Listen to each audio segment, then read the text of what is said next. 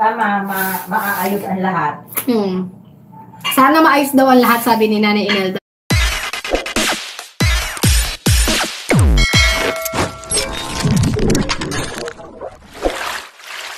Okay mga kalingap, sana muling mapagpalang umaga, tanghali, gabi po sa inyo lahat. Sana po ang lahat ay nasa mabuting kalagayan at ligtas po sa anumang kapahamakan. Saan man po kayo dako ng mundo naroroon. Ako po muli ang inyong lingkod, Maestro 21 TV. At sa ating video ngayong araw na ito mga kalingap ay balikan nga natin, pag-usapan po natin mga kalingap itong naging saloobin po ng ina at kapatid po ni Joy Diwata, lalo na po nung panahon ng kasagsagan po ng issue tungkol po dito sa kanilang mag-love team. Ano naman kaya yung saloobin? Okay? So yun po yung ating pinaka-focus po ng ating paksa sa ating video ngayong araw na ito mga kalingap. Kung ano naman po yung saloobin tungkol po dun sa issue, bagamat sabi ko nga ay bagamat mayroon na po tayong mga latest update sa ating sa mga involved nagbigay na po sila ng kanila pong official statement, napakinggan po natin, pero sa atin ay hindi pa po yun ang ating bibigyan po ng reaction, sapagkat alam po naman natin may rules po na pinapatupad po ang kalingap na hindi kaagad-agad pwedeng reactionan po ang mga issue, lalo na kung ito po ay bagong upload pa lamang po. So dito po tayo mag-focus mga kalingap sa saloobin. Okay, yung mga ipinahayag na saloobin po ng ina at kapatid po ni Joy Diwata. Okay, so bago po yan ay tayo na muna ay magbibigay po guys sa ama at founder po ng Kalingap, Kuya Bal Santos Matubang, at tangkilikin po natin Ate Edna Vlog, Kalingap Rab, Kalingap Dan, at siyempre kung bagong dating lang po kayo sa munting channel na ito, sana po ay inyo rin pong tangkilikin sa pamamagitan po ng inyong pagbibigay ng like, share, and subscribe. At tuloy pindutin na rin po ang notification bell. At nang sa ganon, tayo pa rin po ay magkita-kita at magsama-sama sa susunod pa pong mga reaction videos na ating gagawin. Likewise, may galaw shoutout po sa ating mga kasamahan po dyan. Sa Karepa, Kalingap Reactor Partners, sa pamumuno po yan ng ating presidente, Javier De Leon, aka Birador. Okay?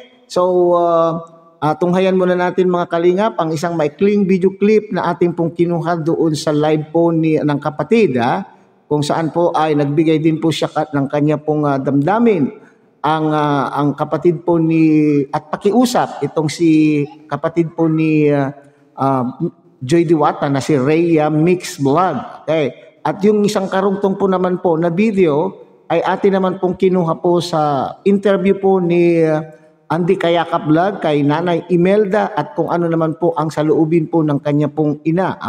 So alam po natin na kapag po ang isang tao ay nasasaktan or ang alam po natin ay nadedehado. Kapag ang isang tao ay nadedehado, ang naiisip po parati natin mga kalingap na sasalo sa problema dyan.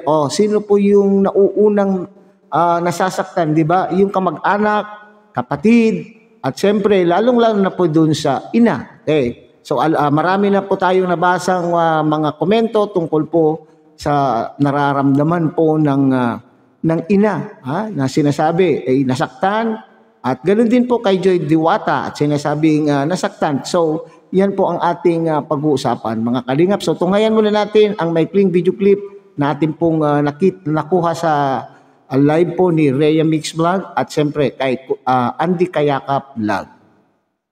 Si Joy po, hindi pa po siya nag-update hanggang ngayon. Pero sana okay po, may vlog daw po ngayon ang Danjoy, nagsabi po si Joy. Sana Tama, maaayos ang lahat. Sana maayos daw ang lahat, sabi ni Nanay Imelda. Okay, so narinig niyo po sa background mga kalingap yung sinasabi po ni Nanay Imelda na sana ay maayos ang lahat. Okay. So may tonong pag-aalala ang nanay po ni Joy Diwata po rito, kasi yung kasagsagan po ng mga issue na yan ay nagsilabasan din po yung magkakaibang mga komento, kuro-kuro po ng mga viewers. So siyempre ang ina naman po ay nag-aalala, lalo po at wala po sa kanyang piling yung kanya pong anak, nandun po sa malayo, hindi naman pong gaanong kalayuan, pero siyempre, iba na rin po yung kapiling po niya at damayan kung sakasakaling itong si Joy Diwata ay nasasaktan.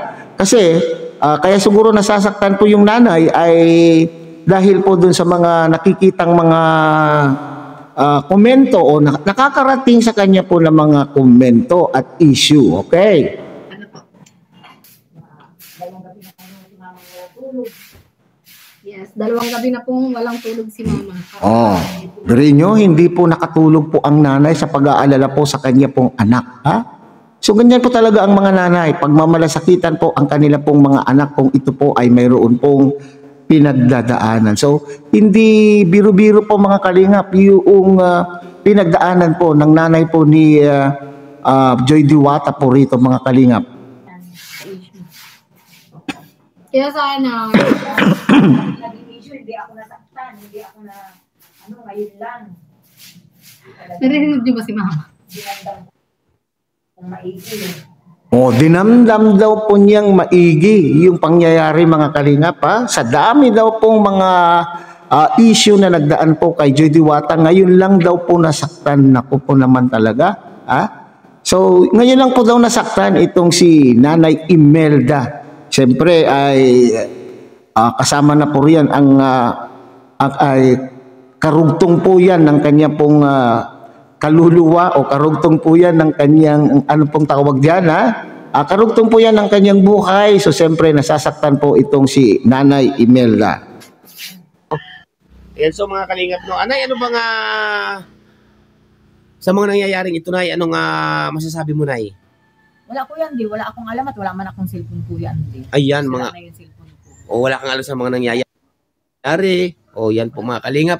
Okay, so dito naman po sa magkasunod po ito na upload mga kalingap Dito naman po sa naging upload po ni Kuya Andy Kayakap mga kalingap ay sinasabi ay wala daw siyang alam. So ibig sabihin, pero doon sa una ay nagsasabi po siya doon mga kalingap na nasaktan siya sa mga issue. Pero dito, hindi naman daw po niya alam dahil wala naman daw po siyang cellphone. Pero sabi ko nga kanina ay maaaring maski wala po siyang cellphone, hindi po niya napapanood personally. Pero siyempre may mga nakakarating. Nakakaabot po sa kanya po yung issue. Okay, so dito nililinaw po ng ina na hindi daw po niya alam. Okay. Nanay, Basta ang alam ko, Kuya Andy, iniintay ko yung pag-uwi ng anak ko. talaga si Joy ay nasa okay, no? Walang anumang karamdaman, basta tuloy-tuloy ang pag-aaral ni Joy, Nay, no? Yan po mga kalingap, ang ano ni Nanay, basta ang kay Nanay po, ay hindi siya nakikano dyan, basta, Makapagpatuloy sa pag-aaral si Joy, yung Oh. dalawa kong anak. sa pag-aaral lang na ang nakapokus. O yan, kaya po mga kalingap, Kaya tama po yan mga kalingap Tama po yung na huwag magpa-apekto. Tama po yan Nanay Imelda. Huwag magpa-apekto. Naranasan nyo na po kung ano-anong mga pangungutya, kung anong pambabas po sa inyo. Kasama ka na rin. Hindi ka nakalampas po sa mga baser. Nalampasan po ninyo. Okay? Oo, nandyan po at masasaktan. Sino ba naman po ang hindi masasaktan? Pero mag-focus na lamang po kayo. Okay? Kasi ang layunin naman po ninyo dito ay makatapos po ang inyong anak at nang sa ganun ay makatulong po sa inyong pong pamilya. Yun na lang po tayo siguro, pabayaan na lang po ang mga baser na ito at wag na pong pag-iintindihin. Basta ang alam po ni Nanay Imelda mga kalingap, siya daw po ay nakapokus kung papaano makatapos ang kanyang anak sa pag-aaral. At yan naman din po yung purpose kung bakit po siya bilang ina ay pumayag po siyang lumabtin itong si Nanay Imelda. Hindi po ba mga kalingap? kababayan, tulad nga po na sinabi ko, itong nag-live ako kahapon, na ako po yung nakikiusap sa inyong lahat mga kababayan, na wag po niyong iwanan si Joy Diwata. Patuloy niyo po niya suportahan hanggang sa kaduluduluhan mga kababayan, no? Yan, so mga kalingap, no, mga kababayan, at ito po, no, sinanay po sa mga nangyayari po. Sa ngayon, mga kababayan, sa mga lumalabas po mga balita na yan, sinanay po ay no comment. Di ba, Nay? Opo, Kuya Andy. At mananatili kami, Kuya Andy, sa kalingap. Yan, mananatili kami sa kalingap. Sabi po niya yan, ha? So, ibig sabihin, hindi niya daw po iniintindi yung mga ganyan, ha?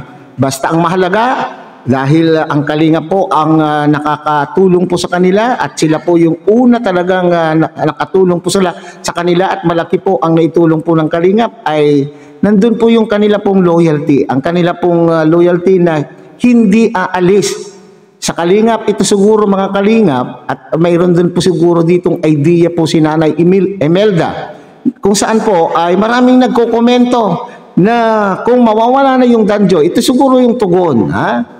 At pahapyaw na tugon po ni Nanay Imelda doon sa usapin na papaano yan kung mawala po ang Danjoy. Ito bang mga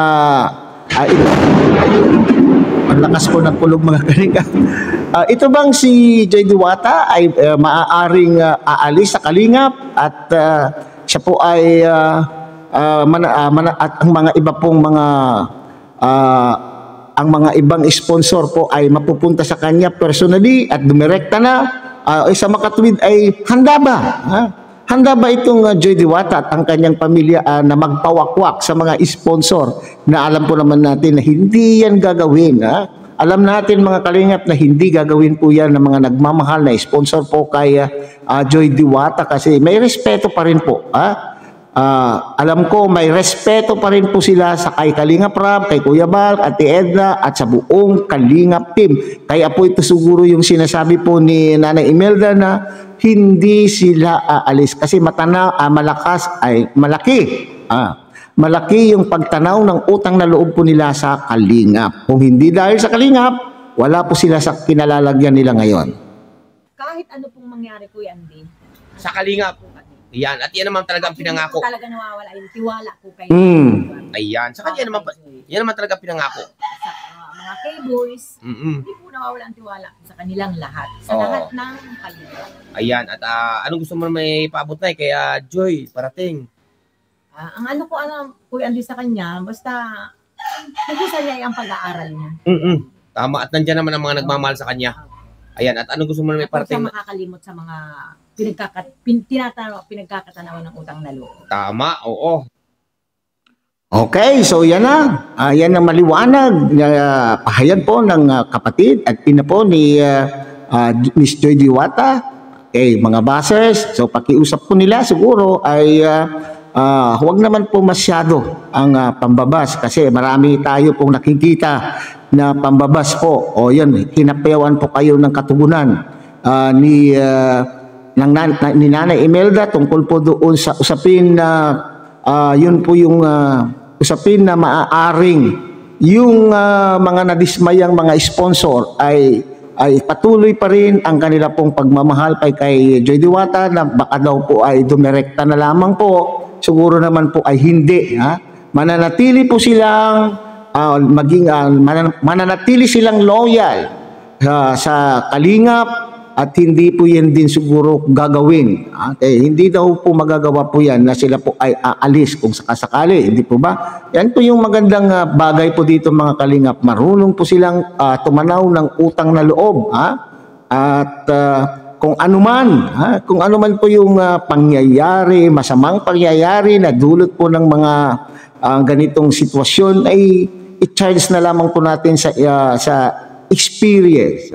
Ito yung experience na pwede nating maging gabay upang magpatuloy po tayo sa buhay at kung sakaling tayo po ay makakaranas na muli ng ganitong pangyayari sa ating buhay ay magaan na lamang po, madali na po natin itong masolusyonan. Ay hindi naman po ito problema talaga.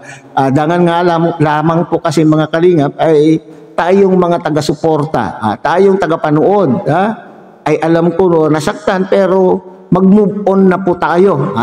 Mag-move on na po tayo kasi haharapin po nila bawat panig, magkabilang panig. Sa kanilang dalawan po ni Dan, Kalingap Dan at ni Joy ay patuloy pa rin po nilang haharapin ang panibagong kabanata o panibagong yugto ng kanila pong mga buhay. Basta ang mahalaga, itong mga nagmamahal po kay Joy Diwata ay nandyan pa rin at hindi po sila titigil. Sabi po nga ni Auntie Kayakap, mga kalingap, ay sana daw po ay hanggang sa dulo po ng journey po journey sa pag-aaral po ni Joy Diwata ay nandyan pa rin po kayo. Okay? So hanggang dito na lamang po tayo mga kalingap. Muli, tangkilikin po natin Kuya Bal Santos Matubang, Ate Edna Vlog, Kalingap Rab, at siyempre Kalingap Dan. At muli, pinapakiusapan po kayo na sana po ay inyo rin pong takilikin ang munting channel na ito sa pamamagitan po ng inyong pagbibigyan ng like, share, and subscribe. At tuloy, pindutin na rin po ang notification bell at nang sa ganon tayo pa rin po ay magkita-kita at magsama-sama sa susunod pa pong mga reaction videos na ating gagawin. Muli isang mapagpalang umaga, tanghali, gabi po sa inyong lahat. Mabuhay po kayo at God bless everyone.